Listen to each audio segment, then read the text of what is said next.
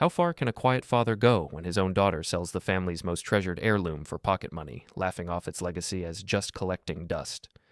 When I calmly explained what she'd really thrown away, her hands shook and her knees buckled. But that was just the beginning, because I had one last lesson in value she'd never forget. The morning started like any other Saturday in my modest two-bedroom house on Elm Street.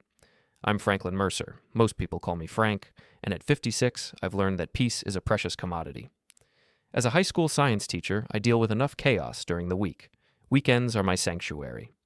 I was looking forward to spending some quiet time in my home office, going through old photo albums before Hailey graduated college in a few weeks. My daughter would be 22 soon, and despite our recent tensions, I wanted to share some family memories with her. Maybe show her the old pictures my father Walter had taken with his prized Leica camera during and after World War II. The Leica IIIf had sat on the same shelf in my office for over a decade, ever since Dad passed away. It was a beautiful piece of German engineering from 1952, with its distinctive chrome body and the original Elmar lens. Dad had protected that camera like it was made of gold, always keeping it in its leather case, cleaning it regularly even though he'd stopped using it years ago. I walked into my office, coffee mug in hand, ready to dust off the camera, and maybe tell Hailey about how Grandpa Walter had used it to document his unit's liberation of a small French town. But when I looked at the shelf, my heart stopped. The camera was gone. "Hailey," I called out, trying to keep my voice steady. "Could you come here for a minute?" She appeared in the doorway, wearing expensive designer jeans and a new sweater I didn't recognize. At 22, Hailey had inherited her mother's sharp features and blonde hair, but none of Diane's former warmth. These days, my daughter looked at me the way people look at ATM machines. Functional, but not particularly interesting. "What's up, Dad?" she said, not bothering to look up from her phone. "The Leica camera that was on this shelf. Grandpa Walter's camera. Do you know where it is?" Hailey shrugged without lifting her eyes from the screen. "Oh, that old thing? I sold it last week. It was just sitting there collecting dust." The words hit me like a physical blow. I set my coffee mug down carefully, my hands surprisingly steady despite the earthquake happening in my chest. "You sold it?" "Yeah, got a decent price for it, too. Some old guy at that antique shop downtown was super excited about it." She finally looked up, rolling her eyes at my expression. "Don't be so dramatic, Dad. It was just an old camera that nobody ever used." I opened my mouth to explain, about Dad's war service, about the family history, about the countless hours he'd spent teaching me about photography and the value of craftsmanship. But Hailey had already turned away, her attention back on her phone. "I'm going out," she announced. "Meeting friends at the community center thing. You should come, try to be social for once." 3 hours later, against my better judgment, I found myself at the downtown community center's monthly craft fair. I'd hoped maybe the change of scenery would help me process what had happened, and perhaps I could have a calm conversation with Hailey about the camera. Instead, I got to witness my daughter's victory lap. I spotted her near the food trucks, surrounded by 3 of her college friends, all of them laughing loudly. She was wearing brand new wireless headphones, the expensive kind that cost several $100s. "Oh my God, you guys should have seen my dad's face," Hailey was saying, gesturing dramatically. "He was like so upset about this ancient camera I sold. I'm like, Dad, it's 2024, not 1950. Nobody uses film cameras anymore." Her friends giggled appreciatively.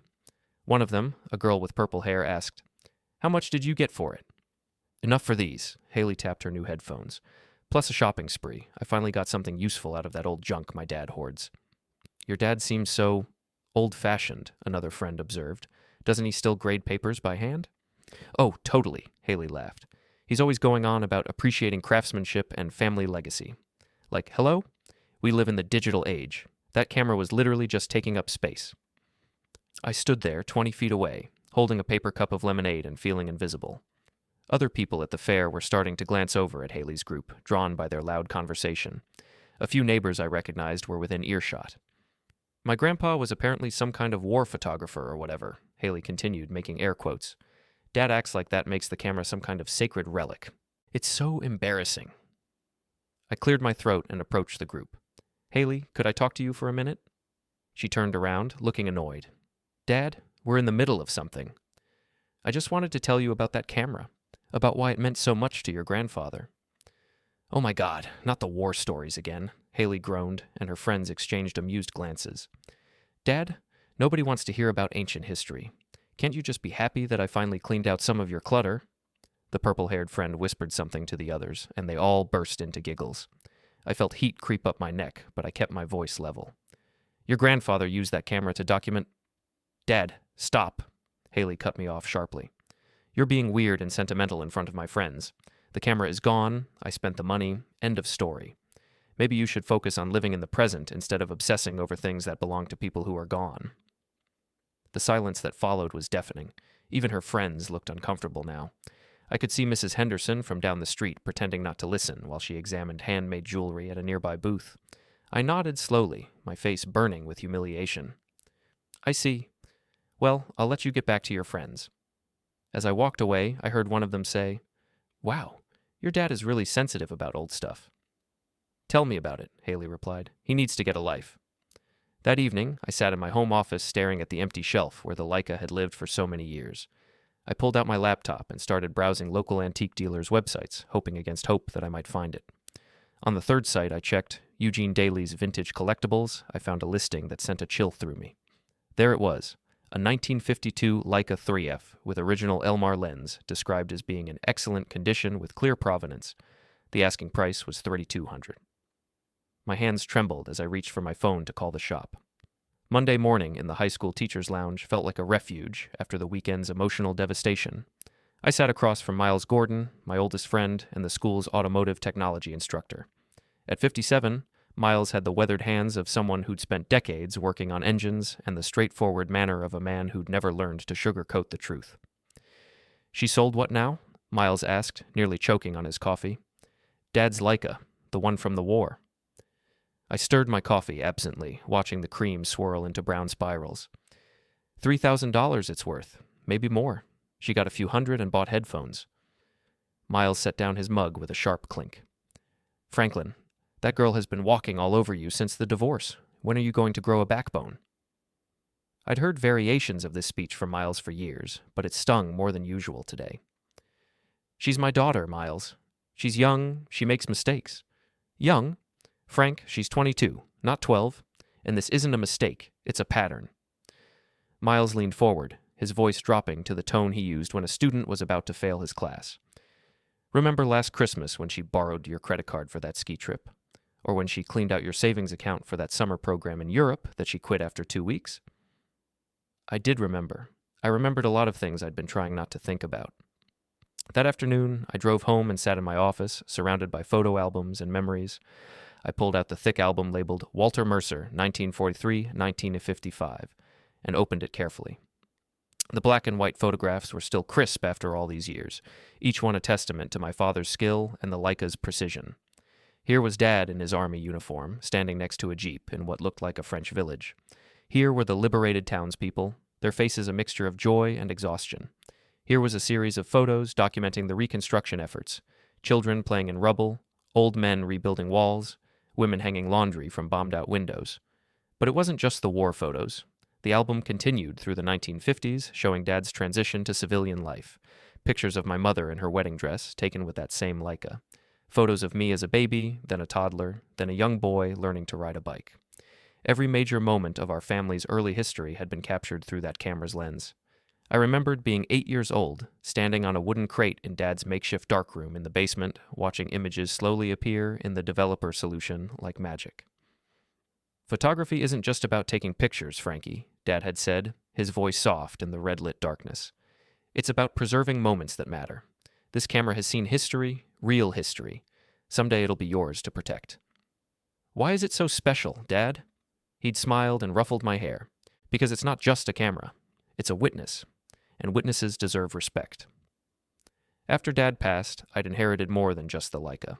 I'd inherited his sense of responsibility, his belief that some things were worth protecting even when others couldn't see their value. Maybe that's why I'd worked so hard to give Hailey every opportunity I'd never had. The divorce from Diane 8 years ago had been expensive, but I'd never complained about the alimony or the settlement. When Hailey chose to live primarily with her mother in the bigger house across town, I'd swallowed my disappointment and focused on being the best weekend father I could be. When Diane remarried 2 years later, a successful real estate developer named Craig, who drove a Tesla and wore suits that cost more than I made in a month, I'd watched Hailey's expectations shift accordingly. Suddenly, my modest teacher's salary and simple lifestyle seemed embarrassingly inadequate. but I'd kept paying. Private school tuition when Hailey decided the public school wasn't challenging enough. SAT prep courses, college application fees, room and board at the state university, plus a generous monthly allowance. Books, clothes, spring break trips, sorority fees. I'd said yes to everything, working summer school and tutoring jobs to make ends meet. I drove to Pine Hill Cemetery as the sun was setting, carrying a small bouquet of flowers I'd picked from my backyard garden. Dad's headstone was simple granite with his name, dates, and the inscription, "Loving Father and Husband." I'd chosen not to include his military service. He'd never been one to brag. "I let you down, Dad," I said quietly, placing the flowers at the base of the stone. "I let her sell your camera. I let her throw away everything you tried to teach us about value and respect." The wind rustled through the oak trees overhead, and for a moment I could almost hear his voice. "The camera's just metal and glass, Frankie. What matters is what you do next." On Tuesday evening, I drove to Diane's house in the Westfield subdivision, the kind of neighborhood where every lawn was perfectly manicured and every driveway held at least one luxury vehicle. Craig's Tesla sat next to Diane's BMW SUV, both gleaming under the decorative street lamps. Diane answered the door wearing yoga pants and a designer top that probably cost more than my monthly grocery budget. At 54, she'd maintained her figure and her taste for expensive things. The house behind her was all open floor plans and granite countertops, the kind of place featured in home design magazines. "Frank," she said, not inviting me in, "what brings you by?" "I wanted to talk about Hailey. She sold something that belonged to my father." "Oh, the camera thing." Diane waved dismissively. "She mentioned that. Honestly, Frank, you can't expect her to tiptoe around every piece of junk you've inherited." "It wasn't junk, Diane. It was a valuable antique with family history." "Family history?" Diane laughed, the sound sharp and familiar. "Frank, that's exactly the problem. You live in the past. Hailey is a modern young woman with her own life to live. She shouldn't have to preserve every dusty relic just because it makes you nostalgic." I felt the old familiar frustration rising in my chest. "She sold a $3,000 camera for a few $100s. She didn't even ask." $3,000? For the first time, Diane looked surprised. "Are you sure?" "I found it listed at an antique shop. The dealer recognized its value immediately." Diane was quiet for a moment, and I saw something flicker across her face. Maybe regret, maybe calculation, but then she shook her head. "Well, that's unfortunate, but it's done now. And frankly, Frank, this is what happens when you spoil a child. You've never said no to Hailey, never set boundaries. You've taught her that she can take whatever she wants without consequences." The irony was staggering. "I spoiled her?" "Yes, you did. Every time she asked for money, you said yes. Every time she made a mistake, you bailed her out. You've made her financially dependent instead of teaching her responsibility." Diane crossed her arms. "Craig and I have been talking about this. Hailey needs to learn to stand on her own 2 feet. "Then why didn't you stop her from selling the camera?" "Because I didn't know it was valuable, and frankly neither did she. But that's beside the point." Diane's voice took on the lecturing tone I remembered from our marriage. "The point is that you've created this situation by being too soft. Hailey doesn't respect boundaries because you've never enforced any." As I drove home through the darkening streets, Diane's words echoed in my mind. The worst part was that some of what she'd said was true. I had been soft with Hailey. I had said yes to every request, funded every whim, absorbed every disappointment, but I'd done it out of love.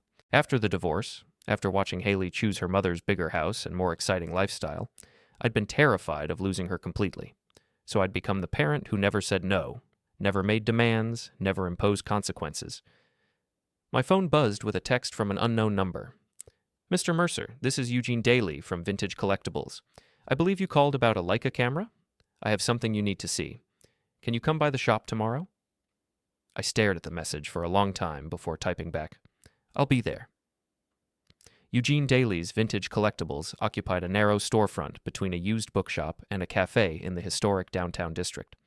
The windows were filled with carefully arranged displays of old cameras, pocket watches, and military memorabilia. A brass bell chimed as I pushed open the door Wednesday afternoon. The shop smelled of old leather and metal polish. Glass cases lined the walls, filled with everything from Civil War buttons to vintage fountain pens. Behind the main counter stood a man in his late 60s with silver hair and kind eyes behind wire-rimmed glasses. "You must be Franklin Mercer," he said, extending a weathered hand. "Gene Daly. I appreciate you coming by." "Thank you for calling me, Mr. Daly. About the Leica. Please, call me Gene. And yes, the camera." His expression grew solemn. I need to tell you something first. I knew your father. My heart skipped. You knew Dad? Walter Mercer, right? Army photographer, European theater? Jean nodded. We met at a camera show in 1987. He was selling some equipment, nothing valuable, just cleaning out his collection. But we got to talking about the war, about photography. He showed me pictures he'd taken with his Leica during the liberation of a French village called Saint-Rémy. I remembered those pictures from the album. Small world. Indeed, when your daughter brought the camera in last week, I recognized it immediately. Same serial number Walter had shown me all those years ago. He'd been so proud of that camera, told me how it had survived the entire war without a scratch. Jean's voice grew quiet. I have to ask, did you give her permission to sell it? The question hung in the air like an accusation. No, I didn't even know it was missing until after she'd sold it. Jean's face darkened. I was afraid of that. The way she acted, she seemed awfully eager to get rid of it quickly. Kept checking her phone, said she needed cash for some emergency. He paused. I'm sorry, Mr. Mercer. If I'd known she was selling it without permission, I never would have bought it. What did you pay for it? $400. I knew it was worth much more, but she insisted that was all she needed. Jean shook his head. I've been in this business for 40 years. I can usually tell when someone doesn't know what they're selling, but this felt different. This felt wrong. $400. Hailey had sold a $3,000 family heirloom for $400. I'd like to buy it back, I said quietly. Jean nodded. I was hoping you'd say that. I'll sell it to you for exactly what I paid, $400. It should never have left your family in the first place. 20 minutes later, I walked out of Jean's shop carrying a familiar leather case. My hands shook slightly as I opened it in my car. There was Dad's Leica, exactly as I remembered it. The chrome body still gleamed, the lens was spotless, and the leather grip showed the gentle wear of decades of careful use. But holding it felt different now. It wasn't just a camera anymore. It was evidence of my daughter's betrayal, proof of how little she valued the things I held sacred. I drove straight to Hailey's apartment near the university campus. She lived in a modern complex that catered to students whose parents could afford the premium rent. I'd been paying that rent for 3 years. Hailey answered the door wearing the expensive headphones, which she pulled off with obvious annoyance. Dad, what are you doing here? I need to talk to you about the camera. She rolled her eyes and stepped aside to let me in. The apartment was exactly what I'd expected. Trendy furniture, expensive electronics, and clothes scattered everywhere. A pile of shopping bags sat on the kitchen counter, tags still attached to items I couldn't afford on my teacher's salary. Hailey, I want you to return the money you got for selling Grandpa's camera. She looked at me like I'd asked her to fly to the moon. What? Dad, I already spent it. And why would I return it anyway? It was just sitting there. It was worth $3,000. For the first time, I saw uncertainty flicker across her face. $3,000. That's impossible. It was just an old camera. It was a 1952 Leica IIIf in mint condition. I had to buy it back from the antique dealer who recognized its value immediately. I pulled out my phone and showed her the listing. Look at the price. Hailey stared at the screen, her face going pale. For a moment, I thought she might apologize, might show some remorse for what she'd done. Instead, she handed back my phone and shrugged. Well, how was I supposed to know? You never told me it was valuable. I never told you to sell it either. Dad, you're being totally dramatic about this. So what if it was worth more than I thought? I needed money, and it was just sitting there collecting dust.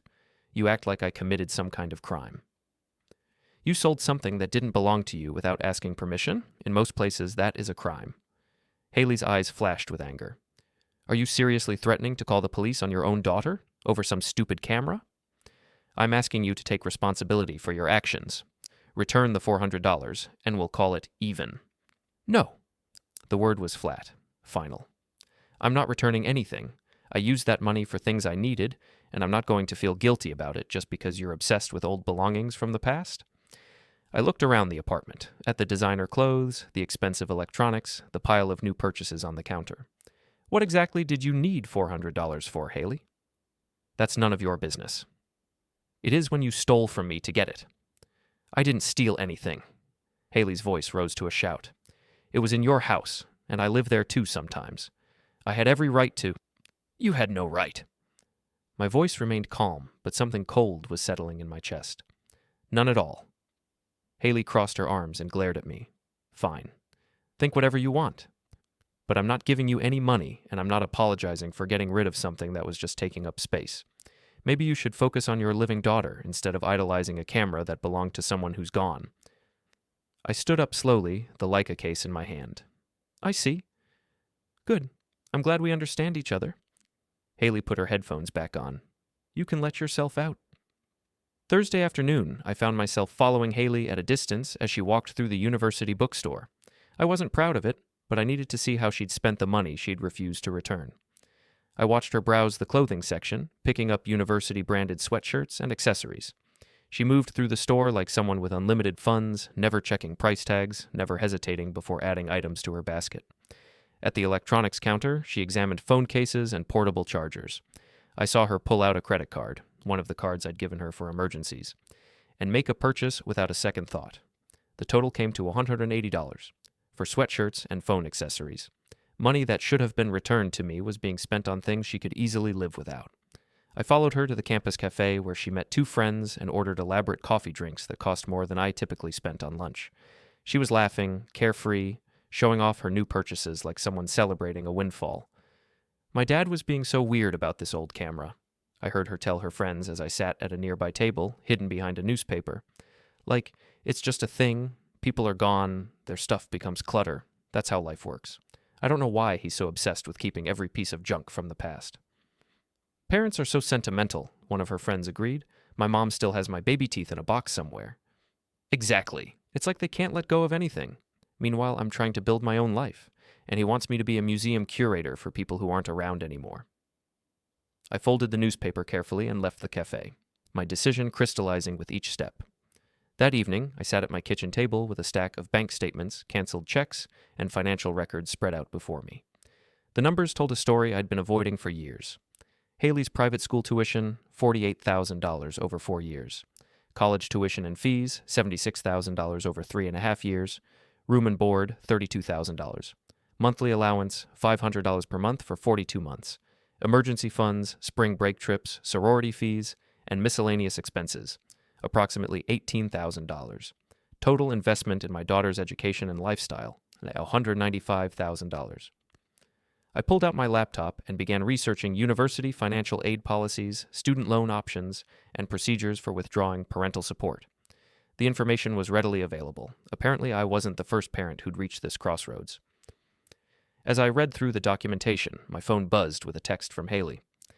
Dad, can you transfer $800 to my account? Want to sign up for a summer study abroad program in Italy. Application deadline is Friday. I stared at the message for a long time. $800. Requested with the casual assumption that I would say yes, just like I always had. I set the phone aside without responding and continued reading about financial aid withdrawal procedures.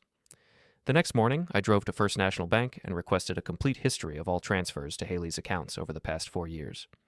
The teller, a friendly woman named Patricia, whom I'd known for years, printed out the records without question. Planning for tax season? She asked cheerfully. Something like that, I replied. Back home, I spread the bank records alongside the university financial aid forms I'd downloaded. The picture they painted was clear. I was the sole source of Hailey's financial support. Her mother and stepfather contributed nothing to her education. No scholarships, no student loans, no part-time job income. Every dollar of her college experience had come from my teacher's salary and the extra jobs I'd taken to make ends meet. I opened a new document on my laptop and began typing a letter to the university financial aid office. My hands were steady, my thoughts clear. For the first time in years, I knew exactly what I needed to do. At 6 p.m., my phone rang. Hailey's name appeared on the screen. Dad, did you see my text about the Italy program? I really need an answer tonight. I saw it. Great. So can you transfer the money? The program looks amazing. Art history and culture, staying in actual Italian villas. No. Silence. Then? What do you mean, no? I mean, I'm not transferring any money for a study abroad program. But Dad, this is a once-in-a-lifetime opportunity. I've already told my friends I'm going. Then you'll need to find another way to pay for it. What other way? You know I don't have that kind of money. Get a job. Apply for a loan. Ask your mother and Craig. My voice remained perfectly calm. You're 22 years old, Hailey. Figure it out. Another long silence. When she spoke again, her voice was tight with anger. This is about the stupid camera, isn't it? You're punishing me because I hurt your feelings. This is about you learning the value of money and the consequences of your choices. Fine. Whatever. I'll ask Mom. The line went silent. I sat back in my chair and looked around my modest home, the home I'd bought with careful saving and maintained with pride. On the shelf in my office, the Leica sat in its case, back where it belonged. But this wasn't about the camera anymore. This was about something much more fundamental: respect, responsibility, and the difference between love and enablement. I picked up my phone and called the University Financial Aid Office. "This is Franklin Mercer," I said when someone answered. "I need to schedule a meeting to discuss my daughter's financial aid status. It's urgent." The weekend passed quietly. Too quietly. Hailey didn't call, didn't text, didn't show up at my house demanding an explanation for my refusal to fund her Italian adventure. The silence felt ominous, like the calm before a storm. Monday morning, I arrived at school early and spent an hour in my empty classroom organizing the financial documents I'd been gathering. Bank statements, tuition receipts, transfer records, everything neatly sorted into manila folders. The paper trail of my daughter's education told a story of sacrifice and generosity that she'd never acknowledged. Miles found me there during my lunch break, surrounded by paperwork and looking like a man preparing for war. "You look like hell, Franklin," he said, settling into a student desk that was too small for his frame. "What's all this?" I explained about the camera, about Hailey's refusal to return the money, about the text demanding funding for Italy. Miles listened without interruption, his expression growing darker with each detail. "So, what are you going to do?" he asked when I finished.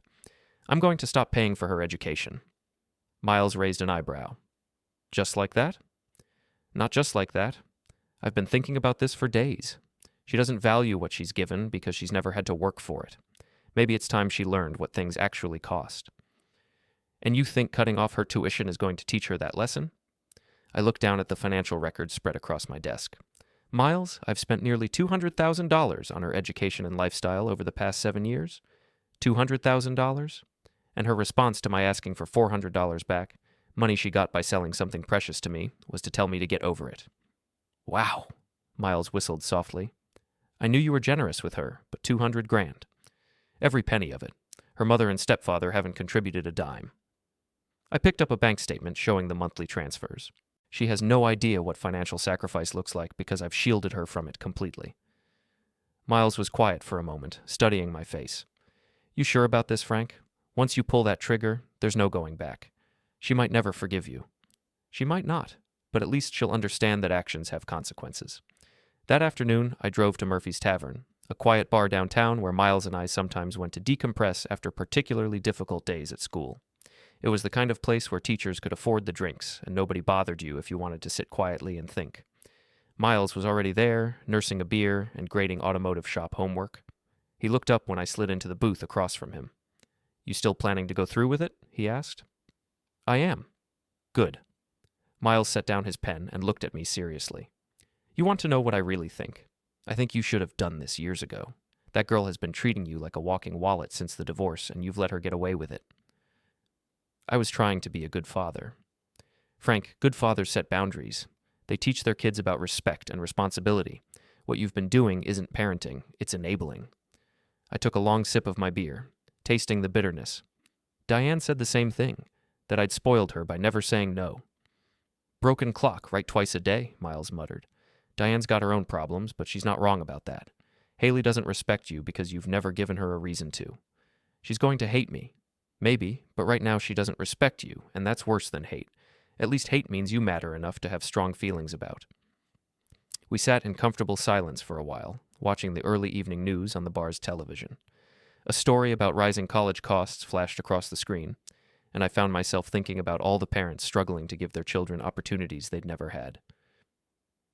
"You know what the worst part is?" I said finally. "I don't think she even realizes how much I've sacrificed. The summer jobs, the tutoring, the nights I've stayed up grading papers for extra money. To her, it just appears in her account like magic." "Then it's time for the magic to stop." Tuesday evening, I met with Sharon Tate, a financial aid counselor at the university. Her office was small and functional, filled with filing cabinets and motivational posters about academic success. Sharon was a woman in her 40s with kind eyes and the patient demeanor of someone who'd helped thousands of families navigate college financing. "Mr. Mercer, I understand you want to discuss your daughter's financial aid status." I want to withdraw my financial support effective immediately. Sharon's eyebrows rose slightly. That's a significant decision. May I ask what's prompted this? I'd prepared for this question.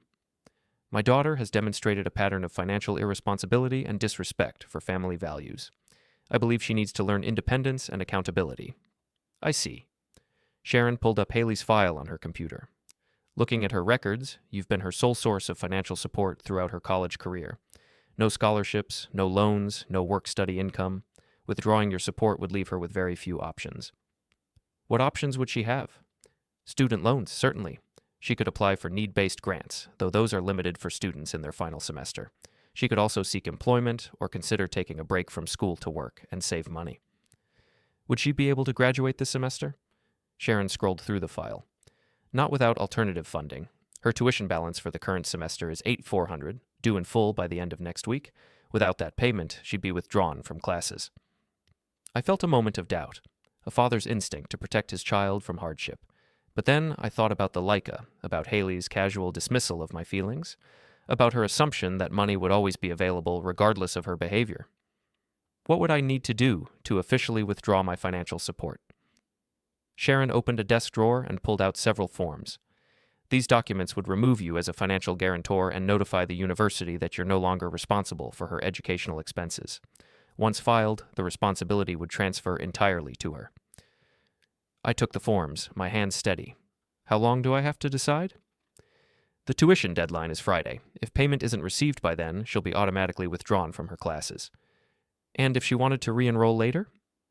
She'd need to reapply for admission and arrange her own financing. It's certainly possible, but it would likely delay her graduation. Wednesday evening, Hailey finally called. I was sitting in my office, the withdrawal forms spread out on my desk next to the Leica camera. Her name appeared on my phone screen like a warning. Dad, we need to talk. I'm listening. I went to the financial aid office today to ask about the Italy program, and they said there was some kind of problem with my account. Something about you withdrawing support. I haven't withdrawn anything yet, but I've been considering it. Considering it? Her voice rose an octave. Dad, what are you talking about? You can't just stop paying my tuition. Actually, I can. You're an adult, Hailey. You're responsible for your own education. But I can't afford it. You know I can't afford it. Then maybe you should have thought about that before selling family heirlooms and refusing to take responsibility for your actions. This is insane. You're going to ruin my entire future because you're mad about some old camera. I looked at the Leica sitting on my desk, its chrome surface gleaming in the lamplight. This isn't about the camera, Hailey. This is about respect. This is about you learning that actions have consequences. Fine. I'll pay you back for the stupid camera. Is that what you want to hear? With what money?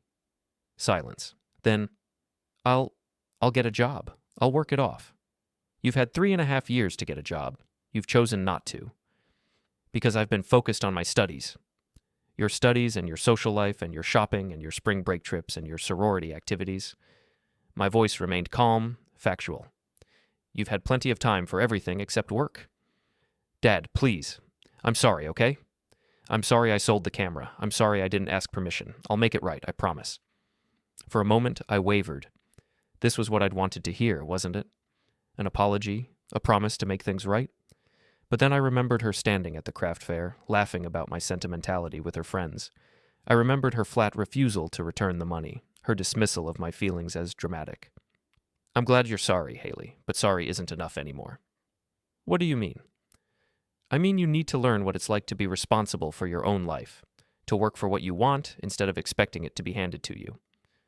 By destroying my education? By stopping my enabling of your irresponsibility. The line went quiet for a long moment. When Hailey spoke again, her voice was cold and calculating. Mom was right about you. She said you were weak and passive-aggressive. I didn't believe her before, but now I see it. You can't handle a direct confrontation, so you're going to sabotage me financially. Your mother said I was weak?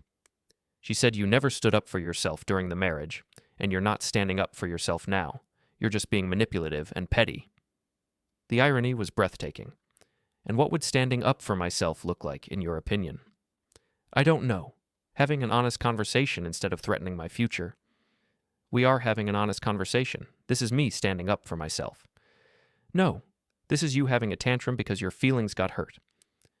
I looked down at the withdrawal forms, already filled out and ready to be signed. Hailey, your tuition payment is due Friday. If you can find a way to pay it yourself, you're welcome to continue your education. If not, you'll need to make other arrangements. Dad, good night, Hailey. I hung up and stared at the forms for a long time. Then I signed my name at the bottom of each page, dated them, and placed them in an envelope addressed to the financial aid office. Thursday morning, I hand-delivered the envelope to Sharon Tate's office. She accepted it with professional neutrality, though I thought I saw a flicker of sympathy in her eyes. The withdrawal will be processed immediately, she said. Ms. Mercer will be notified by email this afternoon. Thank you. Mr. Mercer, I hope you know what you're doing. So do I. That evening, my phone exploded with calls and texts. First from Hailey, then from Diane, then from numbers I didn't recognize, probably Hailey's friends, enlisted to help change my mind. I didn't answer any of them. Instead, I sat in my office with the Leica in my hands, remembering my father's words about knowing the value of things. Some lessons I was learning could only be taught through loss. Friday morning dawned gray and drizzling, matching my mood as I drove through the quiet streets to Pine Hill Cemetery. I'd barely slept, my mind churning with second thoughts and what-if scenarios. But as I stood before my father's grave with fresh flowers in my hand, I felt a strange sense of peace settling over me. I did it, Dad, I said quietly, placing the daffodils against the headstone. I finally stood up for what you taught me, for what the camera represents. The morning mist clung to the grass around the grave markers, and in the distance I could hear the sound of traffic beginning to build as the city woke up. It felt appropriate somehow, this moment of stillness before the storm I knew was coming. She's going to hate me for this, I continued. Maybe forever, but I can't keep enabling her disrespect. You would have never let me get away with what she's done. I thought about the stories Dad used to tell about the war, about soldiers who had to make impossible choices under pressure. He'd never talked about it as heroism, just as doing what needed to be done when the easy path was no longer an option. I hope I'm doing the right thing, I whispered, then turned and walked back to my car. At school, the day passed in a blur of routine. I taught my classes, graded papers, attended a faculty meeting about standardized test preparation. The normalcy felt surreal, like I was watching my life from outside my body. Miles caught up with me in the parking lot after the final bell. "How are you holding up?" he asked. "Ask me again next week." "Any word from Hailey?" I pulled out my phone and showed him the screen. 17 missed calls, 43 unread text messages. "She's been busy." Miles whistled. "You planning to read those?" "Eventually, but not today." "Good man. Let her sweat for a while." That evening, I sat in my home office organizing the last of the documentation I'd gathered over the past week. Bank statements, tuition records, copies of the withdrawal forms, everything neatly filed in a manila folder labeled Hailey's Education. The folder was surprisingly thick, a paper monument to years of financial sacrifice. I opened the Leica's case and lifted the camera carefully, feeling its familiar weight in my hands. The metal was cool and smooth, unmarked by the trauma of its temporary exile. I raised it to my eye and looked through the viewfinder, seeing my office rendered in the precise frame that had captured so much history. My phone buzzed with another call from Hailey.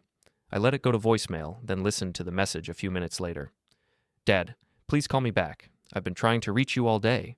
The university says my tuition payment was rejected and I'm being withdrawn from classes. This has to be some kind of mistake. Please, just call me back so we can fix this." Her voice was strained, desperate in a way I'd never heard before. Part of me, the father part that had spent 22 years protecting her from disappointment, wanted to call back immediately and make everything okay. Instead, I deleted the message and turned off my phone.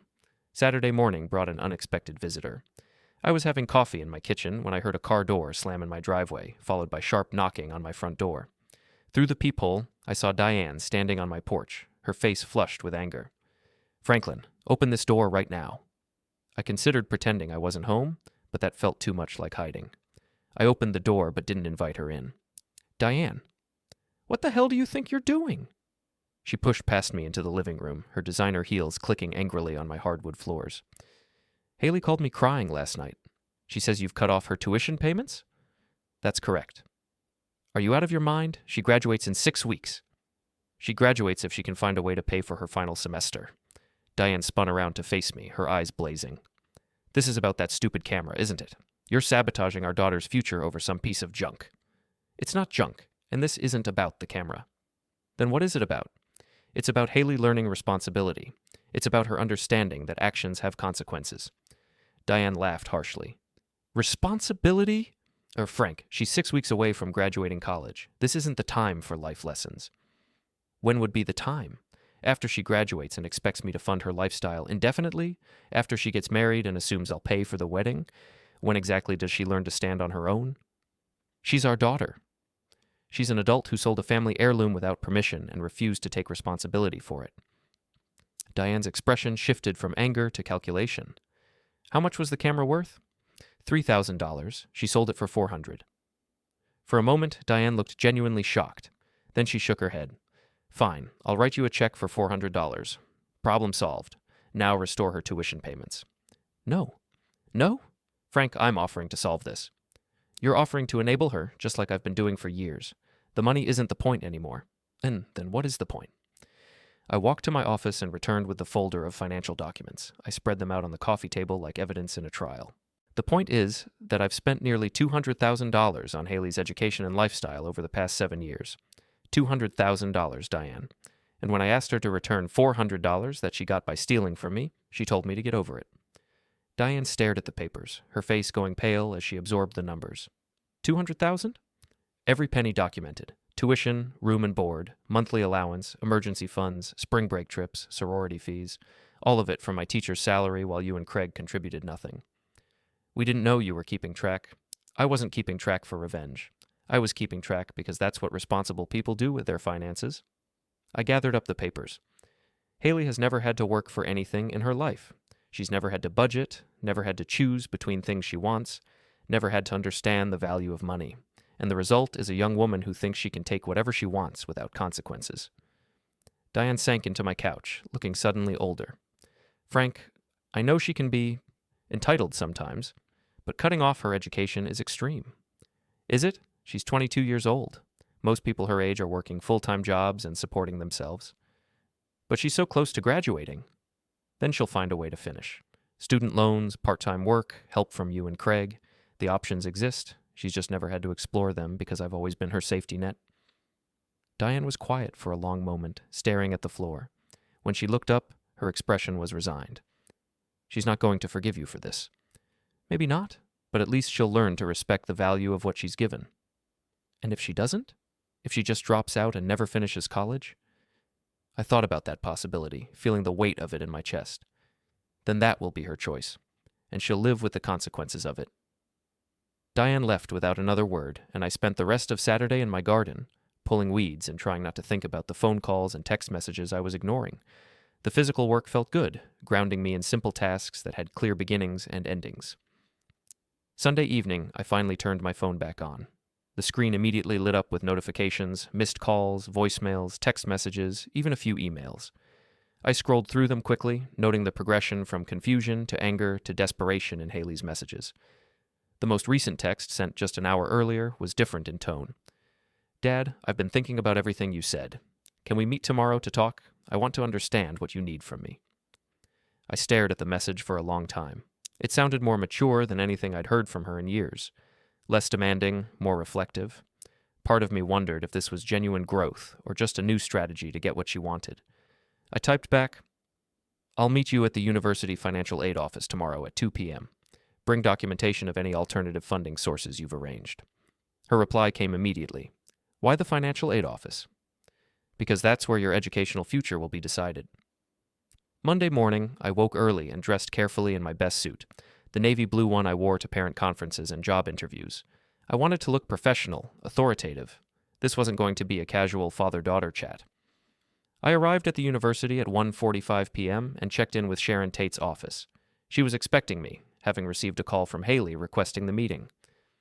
Mr. Mercer, I have to ask, are you sure you want to handle this in an official setting? These conversations can be quite emotional. I'm sure. My daughter needs to understand that this is a business decision, not an emotional one. At exactly 2 p.m., Hailey walked into the office. She looked terrible, pale, exhausted, like she hadn't slept in days.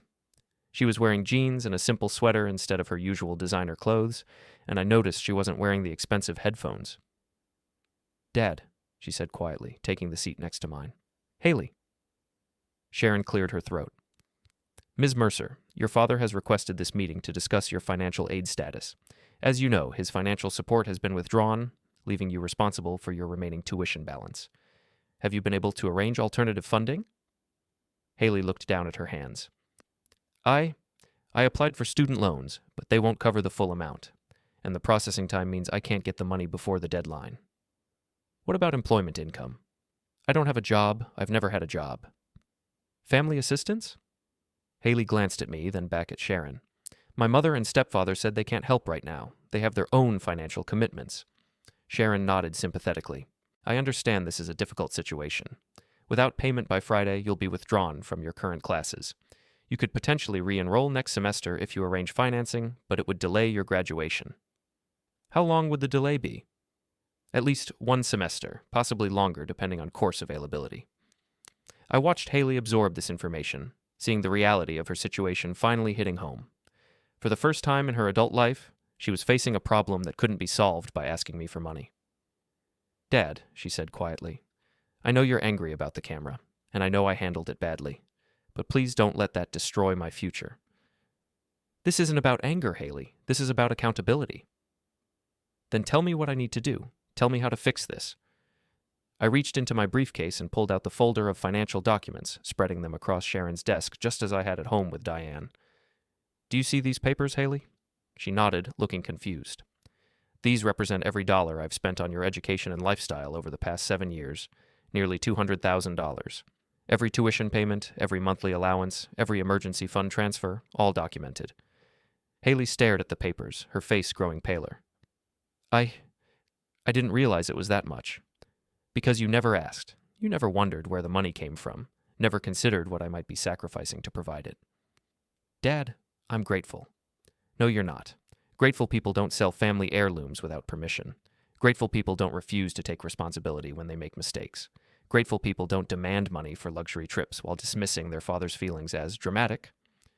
Sharon shifted uncomfortably in her chair, clearly wishing she was anywhere else. But I needed a witness for this conversation, someone official who could document what happened next. You want to know how to fix this? I continued. Start by understanding what you've lost. That camera you sold wasn't just worth $3,000. It was a piece of our family's history. Your grandfather carried it through World War II. He used it to document liberation, reconstruction, hope. He passed it down to me with the trust that I would protect it and eventually pass it to you. Hailey's eyes were filling with tears. I didn't know. You didn't want to know. When I tried to tell you about it at the craft fair, you cut me off and mocked me in front of your friends. You called it old junk from the past. I was being stupid. I'm sorry. Sorry isn't enough anymore, Hailey. Sorry is what you say when you accidentally break something. This wasn't an accident. It was a choice. You chose to sell something that didn't belong to you. You chose to keep the money when I asked for it back.